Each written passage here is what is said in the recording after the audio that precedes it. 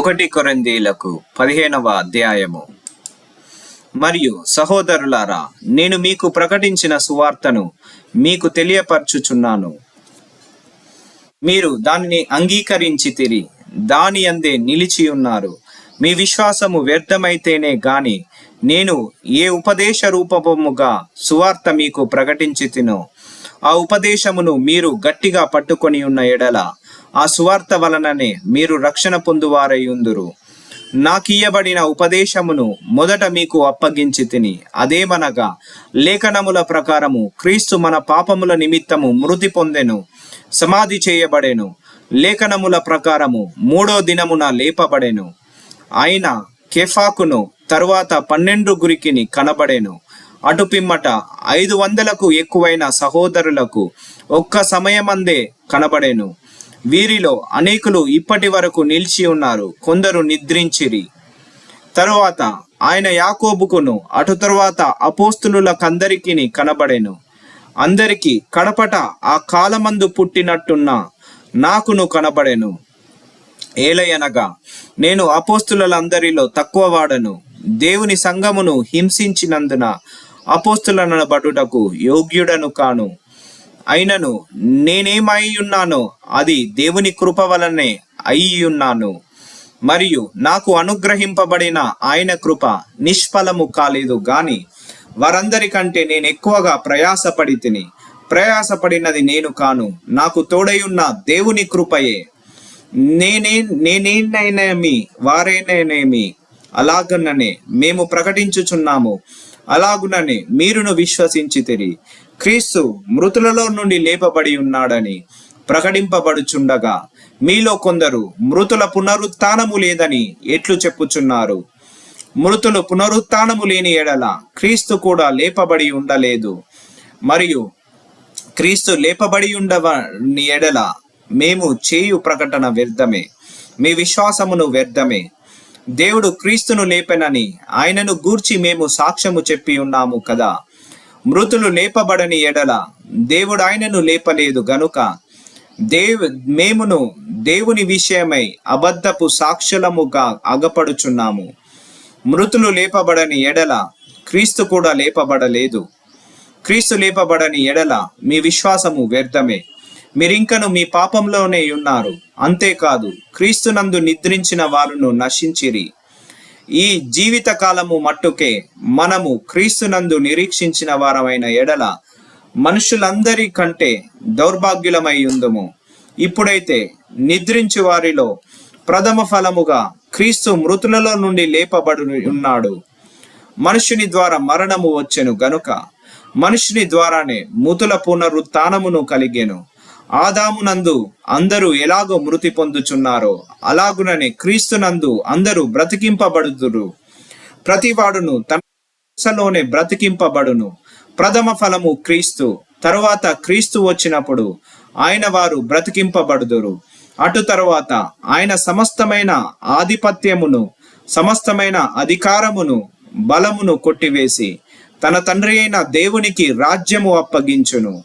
అప్పుడు అంతము వచ్చెను.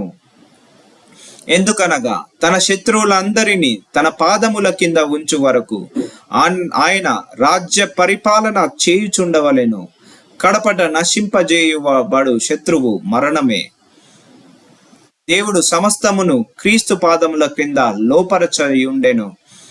సమస్తమును లోపరచబడి ఉన్నదని చెప్పినప్పుడు ఆయనకు సమస్తమును లోపరచిన వాడు తప్ప సమస్తమును లోపరచబడి ఉన్నందును సంగతి విషదమే. మరియు సమస్తమును ఆయనకు లోపరచబడి ఉన్నప్పుడు దేవుడు సర్వములో సర్వమగు నిమిత్తము కుమారుడు తనకు సమస్తమును లోపరచిన దేవునికి తానే లోబడును. ఇట్లు కాని ఎడల మృతుల కొరకే బాప్తిజము పొందువారేమి చేతురు.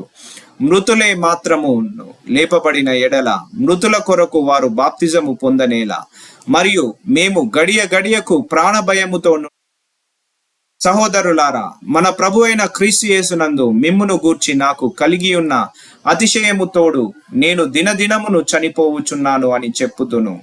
మనుష్య రీతిగా నేను ఎఫెసులో మృగములతో పోరాడిన ఎడల నాకు లాభమేమి? మృతులు లేపబడిన ఎడల రేపు చనిపోదుము గనుక తిందుమ త్రాగుదుము. మోసపోకుడి, దుష్ట సాంగత్యము మంచి నడవడికను చెరుపును.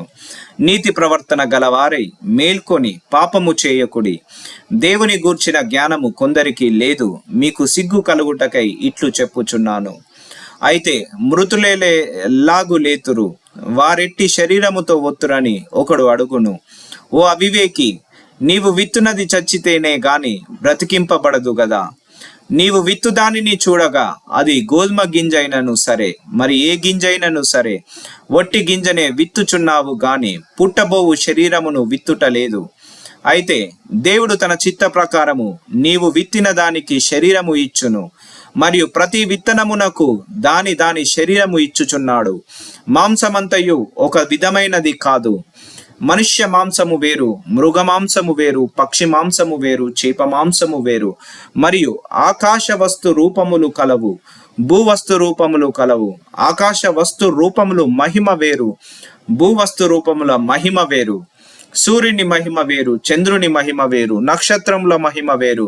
మహిమను బట్టి ఒక నక్షత్రమునకు మరి ఒక నక్షత్రమునకు భేదము కలదు కదా.